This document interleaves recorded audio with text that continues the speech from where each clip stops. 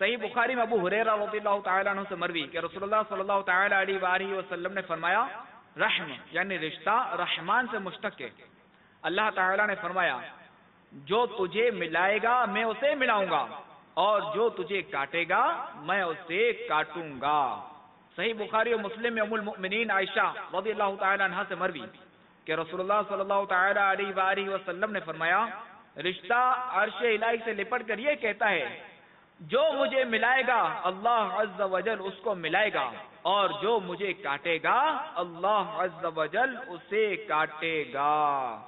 ابو داؤد نے عبد الرحمن بن عوف رضی اللہ تعالیٰ عنہ سے روایت کی، کہتے ہیں میں نے رسول اللہ صلی اللہ تعالیٰ علیہ وآلہ وسلم کو فرماتے سنا کہ اللہ تبارک و تعالیٰ نے فرمایا، میں اللہ ہوں اور میں رحمان ہوں۔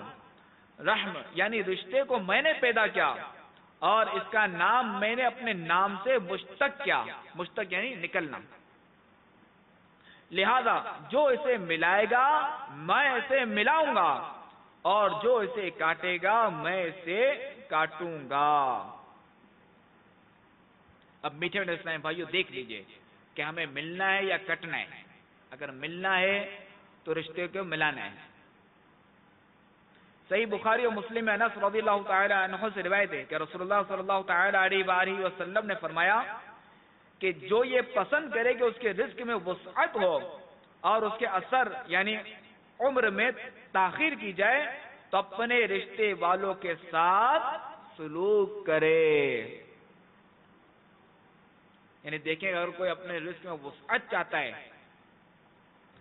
اور اگر لمبی عمر چاہتا ہے تو وہ اپنے رشتے داروں کے ساتھ اچھا سلوک کرے، اچھا برتاؤ کرے۔